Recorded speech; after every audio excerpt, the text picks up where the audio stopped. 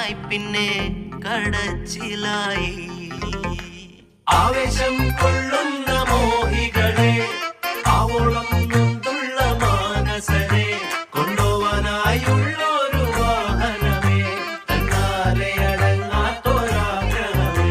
മേലെ മിന്നും താരം പൊന്നാണോന്ന് നേരിൽ ചെന്ന് നോക്കാനായി നിൽക്കാതുണ്ടേ ഉള്ളിനുള്ളിൽ പരവേശം. കീഴെ നീങ്ങിപ്പോകും മണ്ണെന്നാലും വേരിൽ നിന്നും പോന്നെന്നാലും മണ്ടിപ്പോകാൻ ആശിക്കുന്നേ അതിവേഗം.